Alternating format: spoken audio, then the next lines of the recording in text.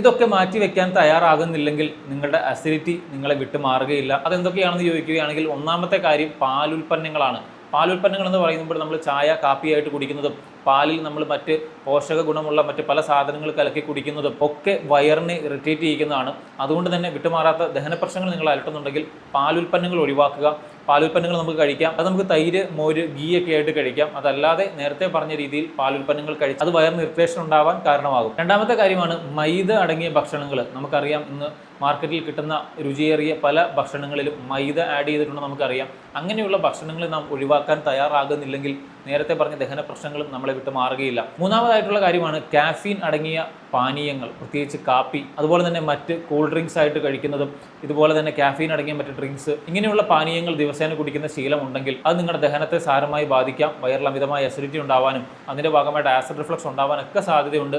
അതുകൊണ്ട് തന്നെ ഇത് ഒഴിവാക്കുന്നതായിരിക്കും നല്ലത്. നാലാമത്തെ കാര്യമാണ് മദ്യപാനവും പുകവലിയും. ഇത് രണ്ടും പൂർണ്ണമായിട്ട് വെടിഞ്ഞാൽ മാത്രമാണ് നിങ്ങൾക്ക് വിട്ടുമാറാത്ത ദഹന പ്രശ്നങ്ങളുണ്ടെങ്കിൽ അത് മാറുകയുള്ളൂ. അഞ്ചാമത്തെ കാര്യമാണ് കടല, പരിപ്പ്, കിഴങ്ങ്, പയർ, ഉരുളക്കിഴങ്ങ് ഇങ്ങനെയുള്ള സംഭവങ്ങൾ ഫ്രീക്വൻ്റ് ആയിട്ട് കഴിക്കുക. എല്ലാ ദിവസവും ഇതുപോലെ മാറി മാറി കഴിക്കുകയാണെങ്കിൽ നിങ്ങളുടെ ദഹന പ്രശ്നങ്ങൾ നിങ്ങൾ വിട്ടുമാറുകയില്ല. നിങ്ങൾക്ക് ദഹന പ്രശ്നം ഉണ്ടെങ്കിൽ ഈ പറയുന്ന കാര്യങ്ങൾ ഇത് മാറുന്നത് വരെയെങ്കിലും ഒന്ന് പൂർണ്ണമായിട്ട് അവോയ്ഡ് ചെയ്യാനായിട്ട് ശ്രമിക്കുക.